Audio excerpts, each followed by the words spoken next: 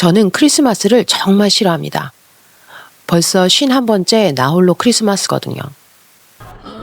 이상하죠? 다들 행복해하는 날인 것 같은데 저한테는 매년 제일 우울한 날이었어요. 근데요, 어느 순간부터 이 날이 조금 기다려지기 시작했습니다.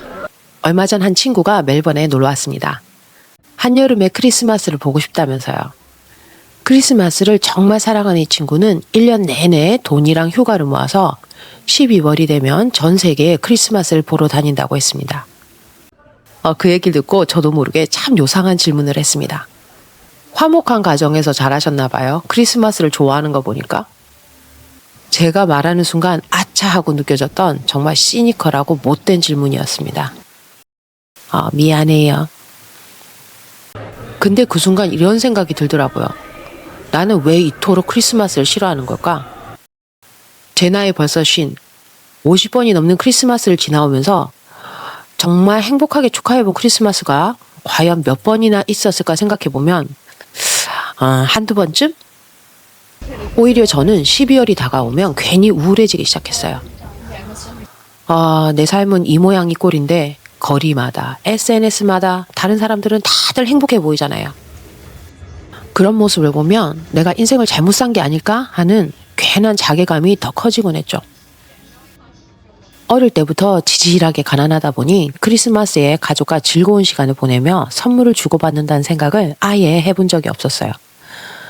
가난한 사람들에게는 산타가 오지 않는다는 사실도 너무 어릴 때부터 깨닫게 되었죠.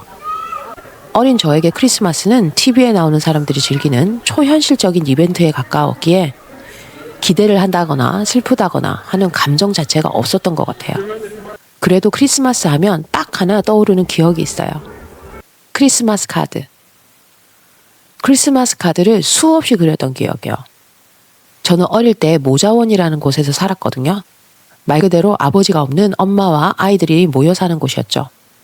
그곳의 원장님은 크리스마스만 되면 저에게 카드를 그리는 일을 시키셨어요.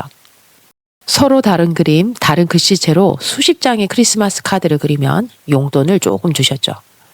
당시 모자원에는 국내외 후원자분들이 계셨고 이날이 다가오면 아이들이 카드를 그려서 그분들께 고마움을 전달하곤 했죠. 하지만 원장님이 중간에서 그 돈을 가로채고 동네 아이들이 그려야 할 크리스마스 카드를 모두 저에게 그리게 한 거죠. 어린 나이였지만 저도 어렴풋이 느낄 수가 있었어요. 원장님이 나를 이용해 아이들의 몫을 가로채고 있구나. 크리스마스라는 게 사람들의 순수한 마음을 이용해 부자들의 배를 채우는 철저한 상술일 수도 있겠구나 하고요. 10대가 되어서도 달라질 게 없었죠. 크리스마스는 여전히 나에게는 아무 일도 일어나지 않는 그런 날들 중에 하나였으니까요. 연말이 다가오면 우울증이 심해지는 건 20대부터였어요. 30이 다 되도록 모태솔로였던 저는 크리스마스 시즌만 되면 거리를 가득 채운 연인들을 보며 분노가 치밀어 올랐습니다. 30살에 호주에 와서 처음 맞이한 크리스마스는 조금 충격적이었어요. 이곳의 크리스마스는 마치 한국의 명절처럼 가족 중심의 날이거든요. 대부분의 사람들은 가족들과 집에서 지내거나 멀리 휴가를 떠나는 경우가 많았어요. 그래서 좋은 날씨에 북적북적 붐비던 도시가 막상 크리스마스 당일이 되면 마치 좀비 도시처럼 텅 비어버렸죠. 한 번은 이분 날에 친구와 그나마 문을 연 술집을 찾아갔는데요. 헐, 진짜 인도에 온 줄 알았습니다. 그곳에는 저희처럼 갈 곳 없는 소수의 동양인과 인도인들만 가득하더라고요.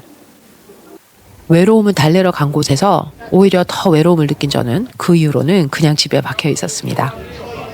함께할 가족도 연인도 없던 저는 크리스마스에 일을 하기 위해 안간힘을 썼어요. 하지만 크리스마스 연휴에는 대부분의 가게들이 문을 닫고 일도 없었죠. 결국 저는 혼자 집에서 또 눈물, 술을 들이키며 저의 고독한 인생을 한탄했습니다. 그러다가 365일 문을 닫지 않은 카지노에서 일을 하기 시작하면서 기분이 좀 좋아지기 시작했어요. 공휴일에 일하면 페이가 2배거든요. 돈도 벌고 일하면서 사람들도 만나니 그나마 덜 외로웠습니다. 그래도 연말이 다가오면 그 묘한 공허함은 쉽게 사라지지 않더라고요. 그러다 문득 이런 생각이 들었습니다. 이 날을 나만의 특별한 날로 만들어보자. 그래서 복권집에 가 즉석 복권 100개를 샀습니다. 개당 1불이니 100불? 한국 돈으로는 한 10만 원 전후였어요. 크리스마스 카드도 사이즈 작고 양 많고 제일 싼 걸로 100개를 사고요.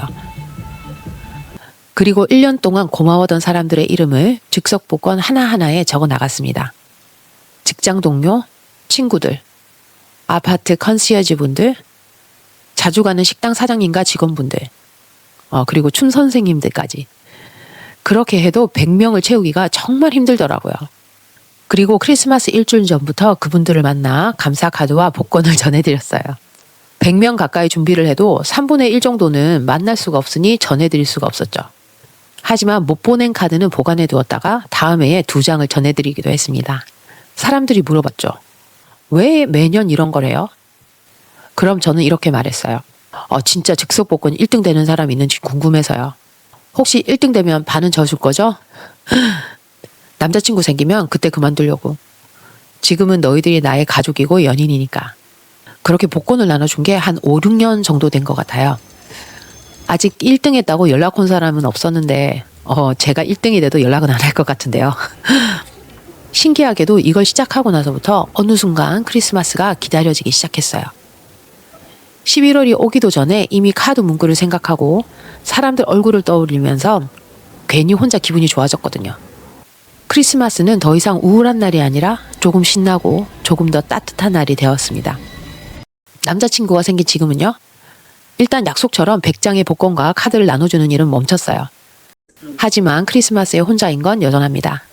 곰돌이가 일 때문에 집을 떠나 있거나 저 또한 크리스마스에 일을 하거든요. 지금 생각해보니 둘이 함께 크리스마스를 보낸 적이 한 번도 없네요. 혹시라도 저처럼 가족도 친구도 없이 혼자 크리스마스를 보내시는 분 계신가요? 괜찮아요. 크리스마스 그까짓 게 뭐라고요. 그냥 우리끼리 맛있는 음식 실컷 먹으면서 새해 다이어트 계획도 세우고 술 한잔 기울이며 금주다짐도 해봅시다. 그리고 한숨 푹 자고 나면 더 멋진 새해가 기다리고 있을 거라 믿어요. 그래도 우리 햇살님 달빛님들 메리 크리스마스입니다. 우리 새해에는 복 엄청 많이 받읍시다. 파이팅!